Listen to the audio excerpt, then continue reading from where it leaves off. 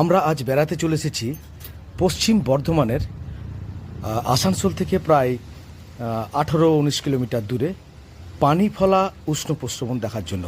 পানিফলা hot spring, এখানে আমি আগেও এসেছি, কিন্তু এটা আবার নতুন করে রিনোভেট করা হচ্ছে। একটা সুন্দর পার্কের মতো এখানে করা হয়েছে। এই যে এটা দেখছেন, এখানে এখনও জল টল যদিও দেওয়া হয়নি। এখানে একটা সুন্দর ফোয়ারা হবে। এটা যথেষ্ট সুন্দর বানিয়েছে। আর এই যে এটা দেখছেন, এই যে কলসটা, এর ভিতর থেকেই গরম জলটা বেরিয়ে আসে। এখন এটা তৈরি হচ্ছে বলে এখন খুব বেশি পরিষ্কার নয় এটা। আমি আপনাদেরকে দেখাবো। এর সামনেই দুটো পুল বানানো হয়েছে।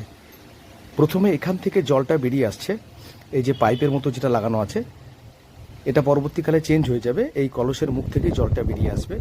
এখান থেকে জলটা এসে প্রথমে এই সামনের এই পুলে যাচ্ছে।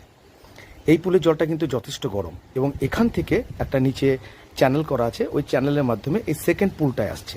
আর এই সেকেন্ড পুলের জলটা কিন্তু যথেষ্ট সুন্দর, যেটা আমাদের স্নান করার জন্য উপযুক্ত টেম্পারেচার হয়ে আছে। গরম, কিন্তু তুলনামূলক অনেকটা কম গরম। জায়গাটা খুবই সুন্দর।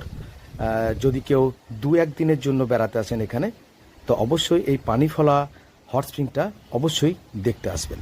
এখানে সুন্দর সুন্দর কয়েকটা কটেজও বানানো হয়েছে। যদি কেউ মনে করে তাহলে রেন্ট নিয়ে এখানে থাকতেও পারে। রাত্রিবাসের সুন্দর ব্যবস্থা আছে। এটা হচ্ছে এই পার্কের টোটাল এরিয়া, যেটা কোনোভাবেই ছোট নয়, এবং এটা কমপ্লিট হওয়ার পর আমার ধারণা এটা খুবই সুন্দর একটা লোকেশন হবে মানুষের 2-1 দিনের ঘুরতে আসার জন্য। এই হট স্প্রিংয়ে স্নান করার লোভটা আমরা আর সামলাতে পারলাম না। জায়গাটা এতটাই সুন্দর, এখানে কেউ নেই, শুধুমাত্র আমরা 3-4 জনই আছি। কিন্তু এত সুন্দর একটা পুল দেখে আমরা কিন্তু স্নান করার লোভটা সামলাতে না পেরে একদম ঝপাঝপ জলে পড়ে গেলাম।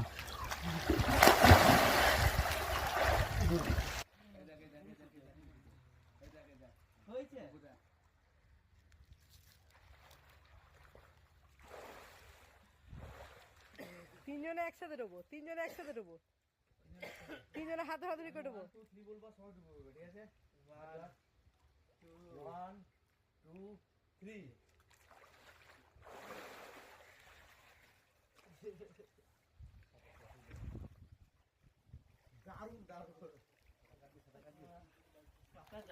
অফ করবো।